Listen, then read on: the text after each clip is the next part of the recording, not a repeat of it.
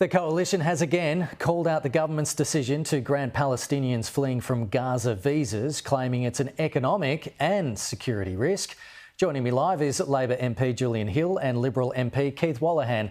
Good morning to you both. Julian, we'll start with you. The coalition has implied that the Prime Minister is selling out our national security for seats in Western Sydney by granting the almost 3,000 visas to people fleeing Gaza. Is this about votes?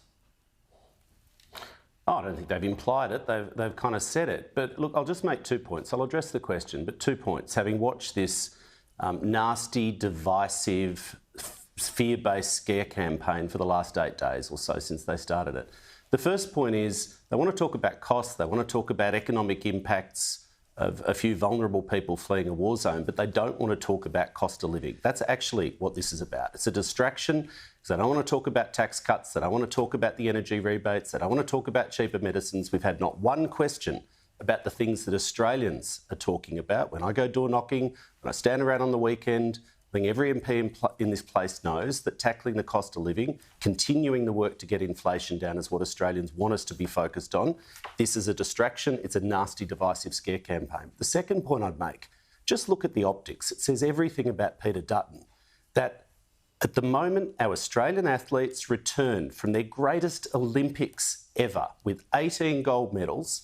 He was on the television. He couldn't even bring himself to have 2 or 3 hours to let the country celebrate and be together. The green and the gold was on the TV behind him, and he launched this negative, nasty, dog-whistling scare campaign instead of welcoming our athletes home. I just really want to make those 2 points about the context. Let that sink in so people can see this for what it is. Well, Peter Dutton was asked directly by First Edition host Pete Stefanovic on that Wednesday. But Keith, what's your response to that the coalition is just doing this as a distraction because they don't want to talk about the cost of living?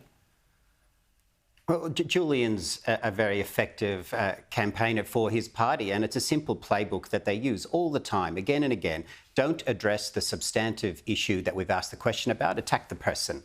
Attack the person. And we're better than that as a country. And as a party of government, the Labor should be better than that. They constantly accuse the Greens of doing that.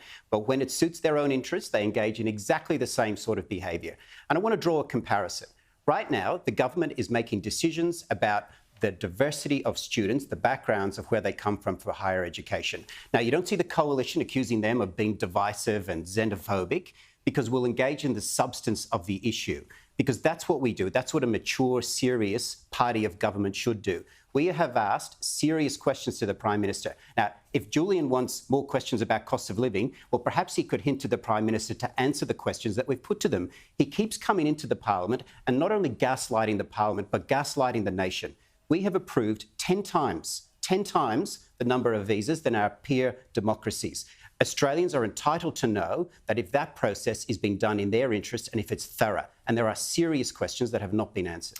Well, Julian, The Australian is reporting this morning that after the government announced that Palestinians could apply for visitor visas, Home Affairs Department officials were forced to scramble in managing an influx of visa holders from a war zone, and in some cases the department was forced to cancel visas and stop people boarding planes to Australia over concerns about details provided and the need for more personal information.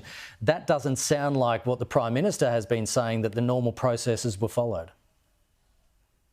Well, I'll just make 3 points. Firstly, just to observe that Keith, I think, proved my core point.